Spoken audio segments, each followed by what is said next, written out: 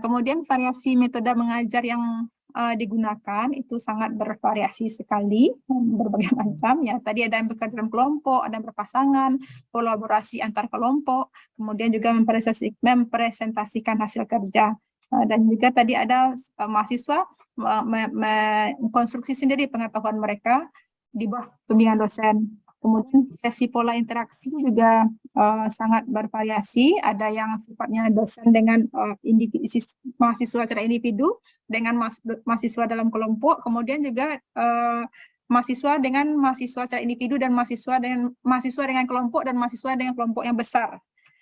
Kemudian efektivitas waktu ini tidak bisa kita amati, Bu. Jadi kita bikin saja baik.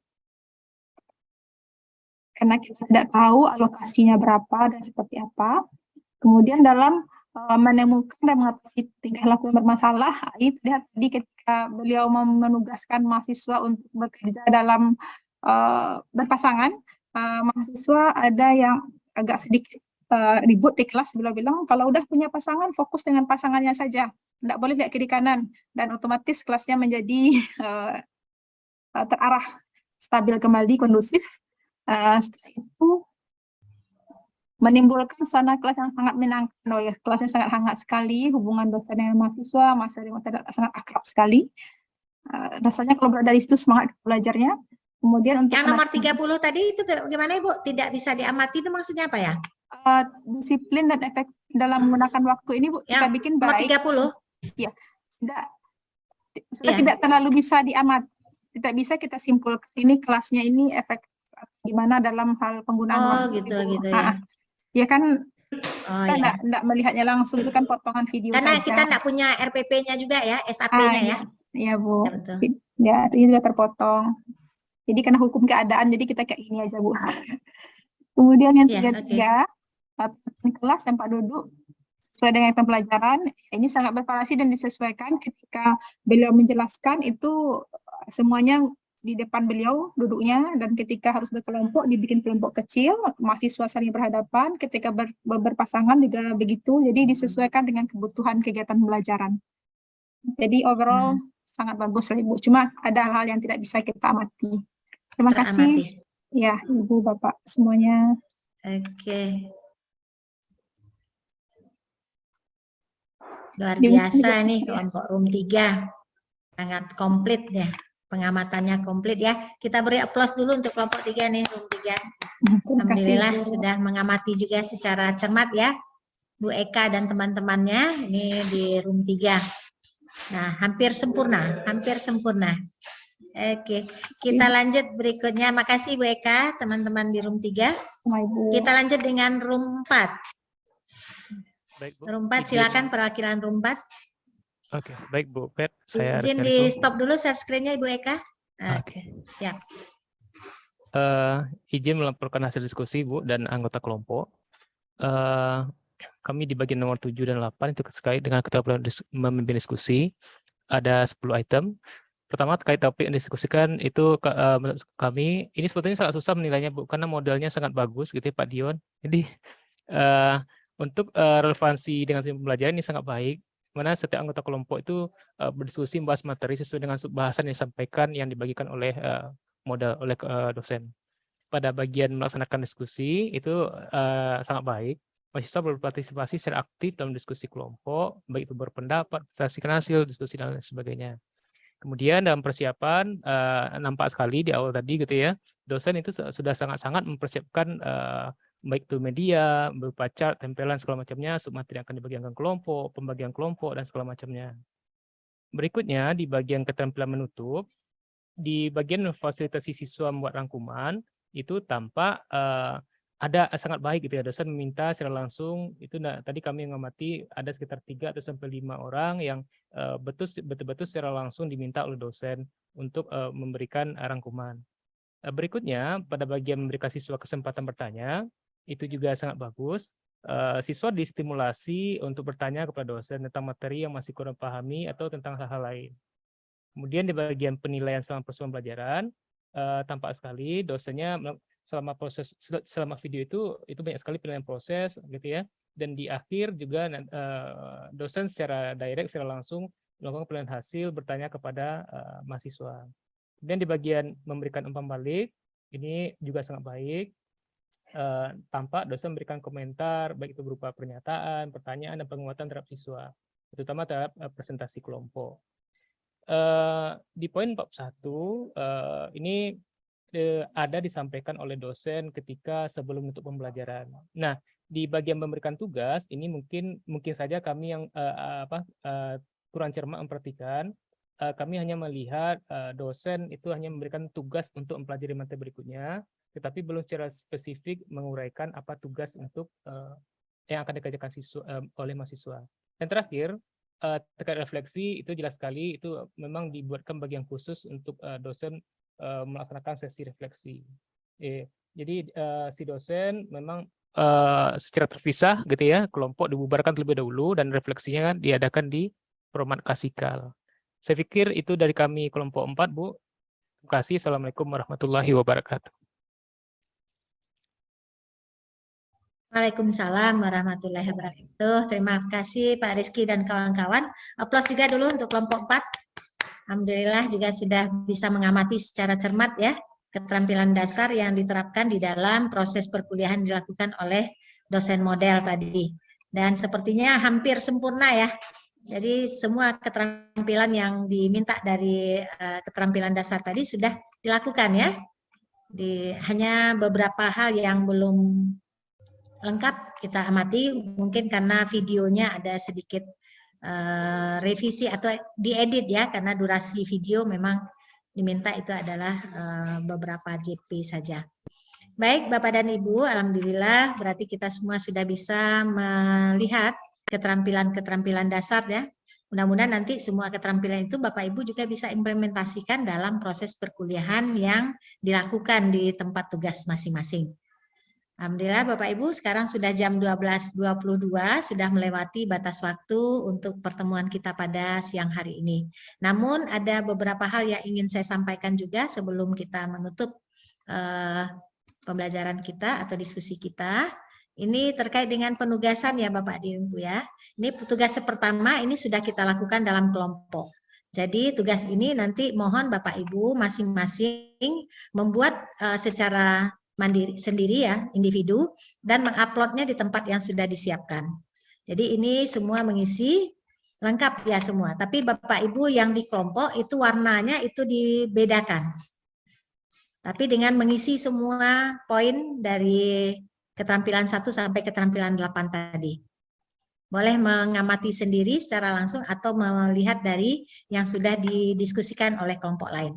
Nah, bagian kelompok kita misalnya Ibu Eka tadi di room 3 ya Bu Eka ya? Iya, benar Bu. Nah, nanti Bu Eka di room 3 itu diberi warna yang berbeda. Artinya itu yang didiskusikan di kelompok. Yang lainnya tidak usah diberikan warna.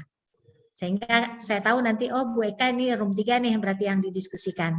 Yang lainnya bisa dilihat dari hasil observasi yang dilakukan oleh kelompok yang lain. Atau mungkin Bu Eka mau melihat sendiri secara cermat dari video juga boleh. Nah itu di-upload secara individu. Nanti nilainya juga nilai individu dan nilai kelompok. Kemudian tugas 2 Bapak Ibu merancang skenario pembelajaran atau SAP untuk 30 menit pembelajaran yang nanti akan Bapak Ibu gunakan ketika peer teaching. Jadi ini sudah kita persiapkan dari sekarang karena nanti ketika peer teaching Bapak Ibu menyiapkan satu topik kecil yang akan dilakukan pada kelompok nantinya bersama teman-teman yang ada di kelompok peer teaching. Nah 30 menit ini pilih topik kecil saja. Kemudian Bapak Ibu buat skenario-nya atau SAP-nya. Berarti kita harus membagi 30 menit ini kepada 3 aktivitas utama. Ada kegiatan pendahuluan, kegiatan inti, dan kegiatan penutup. Nah, biasanya untuk kegiatan pendahuluan itu cukup mungkin 5 menit saja. Kemudian kegiatan inti adalah bagian utama dari proses perkuliahan kita. Itu bisa dilakukan kalau kegiatan membuka pembelajaran 5 menit, kemudian kegiatan penutupnya 5 menit, berarti 10 menit ya. Berarti 20 menit itu di kegiatan inti. Nah, pada kegiatan inti nanti Bapak Ibu akan menerapkan keterampilan-keterampilan dasar yang kita diskusikan tadi. Ya, di SAP-nya sudah didesain waktunya, sehingga nanti ketika peer teaching Bapak Ibu sudah bisa mempedomani SAP yang dibuat. Ya, nanti 30 menit itu masing-masing akan melakukan peer teaching di kelompok masing-masing. Dan ini juga diupload di tempat yang sudah disiapkan.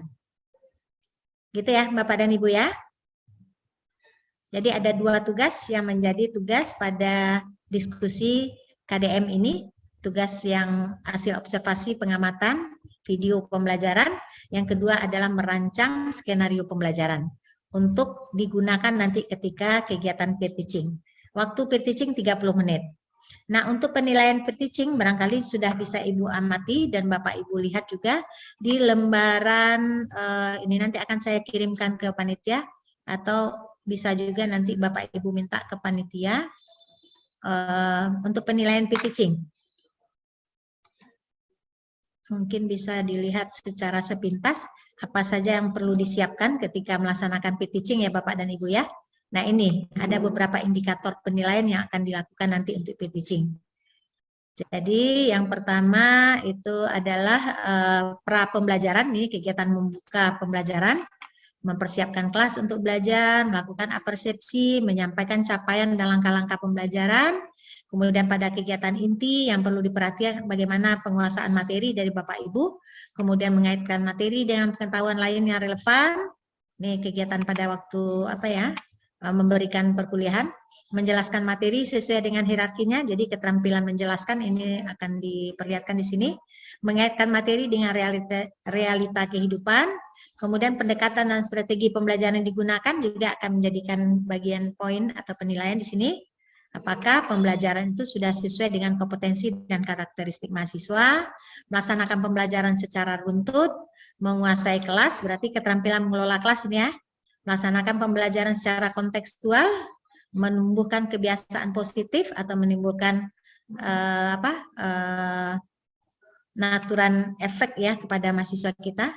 Kemudian menggunakan waktu secara baik, ini dilihat dari alokasi waktunya, yaitu 30 menit. Jadi jangan sampai ada yang kurang atau ada yang berlebih dari waktu yang disiapkan. Memanfaatkan media, apakah menggunakan media yang bervariasi atau tidak. Bagaimana melibatkan mahasiswa dalam menggunakan media yang ada di dalam pesan-pesan yang ada di dalam media. Keterlibatan mahasiswa, bagaimana menumbuhkan partisipasi aktifnya, terbuka terhadap respon mahasiswa, menumbuhkan keceriaan dalam pembelajaran, itu juga menjadikan aspek penilaian. Kemudian penilaian proses dan hasil belajar, apakah selama proses pembelajaran Bapak Ibu melakukan penilaian atau tidak? Atau di akhir pembelajaran akan dilakukan penilaian juga atau tidak.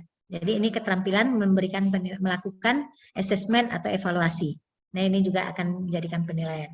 Kemudian penggunaan bahasa. Bahasa ini ya bahasanya baik lisan atau tulisan ya. Jelas, kemudian tegas, baik dan benar bahasa yang digunakan. Menyampaikan pesan dengan gaya yang sesuai.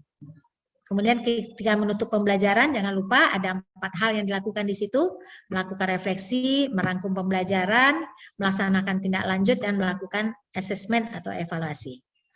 Oke, di bagian penutup pembelajaran. Oke, itu yang menjadi penilaian ya, ada 25 aspek yang akan diberikan penilaian. Nilai maksimal nanti adalah ketika diberikan poin 5.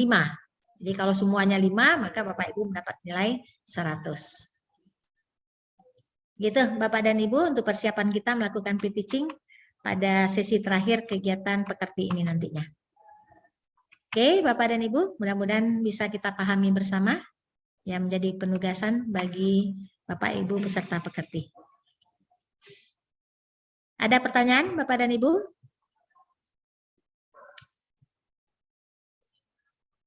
Nah, saya pikir tidak ada ya. Kalau tidak ada, berarti kita bisa mengakhiri pertemuan kita pada siang hari ini dengan mengucapkan alhamdulillahirabbil alamin. Terima kasih atas perhatiannya. Terima kasih atas atensinya selama melaksanakan diskusi. Mudah-mudahan kita bisa bertemu secara langsung melalui kegiatan-kegiatan yang lainnya. Terima kasih Bu. Ya, sama-sama terima kasih. Terakhir saya mengucapkan wabillahi taufik wal hidayah. Wassalamualaikum warahmatullahi wabarakatuh. Kembali saya serahkan kepada panitia ya.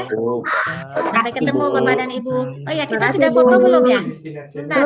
Ibu silakan foto dulu untuk di-publish ini di grup-grup kita. Oke, silakan siap-siap Bapak Ibu, kita foto ya. Bismillahirrahmanirrahim. Semangat. Baik, oke sudah siap Bapak dan Ibu. Kita kembalikan ke Ibu Nisa. Silakan Bu Nisa. Terima kasih ya. Mohon izin untuk melakukan aktivitas yang lain. Ibu. Ya, sama-sama. Terima kasih. Assalamualaikum warahmatullahi wabarakatuh. Waalaikumsalam Waalaikumsalam warahmatullahi wabarakatuh.